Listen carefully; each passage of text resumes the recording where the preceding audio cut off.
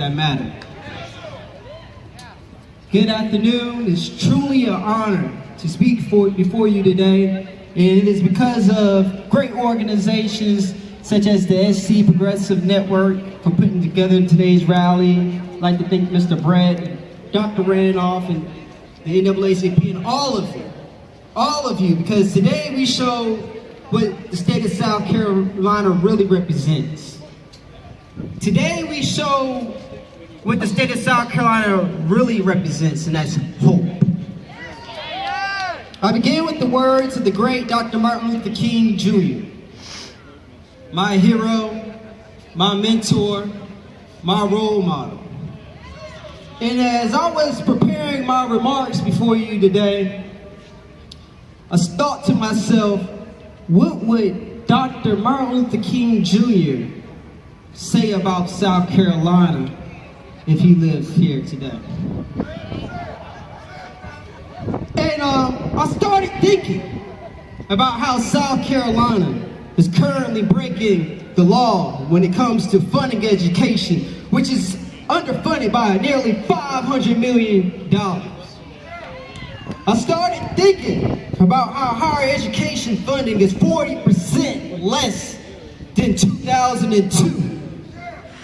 But our state college tuitions are one of the highest in the nation. I started thinking about how we can spend money when it comes to incarceration, but we have no money when it comes to education. I started thinking about the children in the corner of shame, the little boys and little girls that go to school with sewage running down its hallways.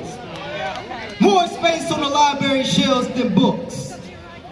I started thinking how South Carolina seemed to be obsessed with being first in everything that's last, but last in everything that's first.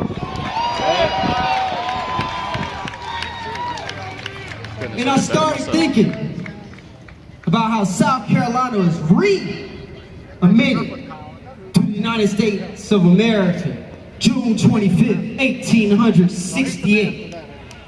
And here we are, 145 days, 6 months,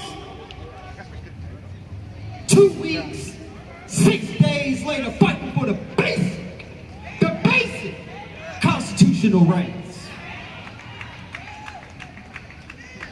Because you don't live life that long without the proper health care. Liberty does not exist in a democracy when you threaten the rights to vote. And the pursuit of happiness. How can you pursue happiness while you're trying to pursue a college loan? And when you get the loan, you gotta get a job to pay off the debt for 25 years, so that's not the job, it's slavery. And as I close, I wanna remind us, we like to talk about Dr. King's I Have a Dream speech. I like that one. But it was another speech he gave. It was the final speech he gave, and he talked about, I've been to the mountaintop. And see, it's good to have a dream and a vision, but we must continue to climb that mountain. We must continue to march no matter if it's rain, sunny, cold, sleet, snow. We must continue to work together, and that's why I'm proud of each and every single one of you. And as we climb this mountain, I want to close with the words of the great Dr. Martin Luther King. We can go up together, or we can go down together. Thank you, God.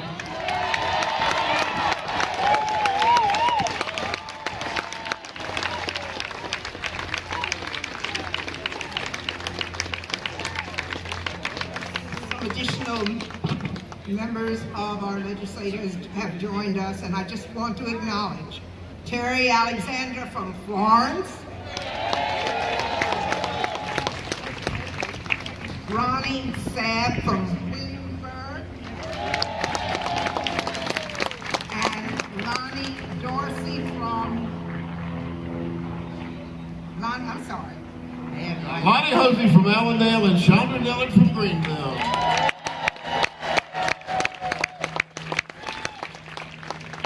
We'll continue this dialogue on voter registration and voter fraud.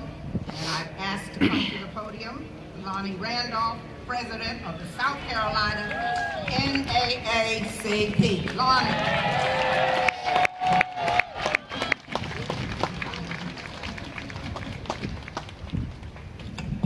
Good afternoon. Let me first thank each and every one of you for your presence here today. I am indeed honored and happy to see so many NAACP presidents, branches, and units from across the state. I am so happy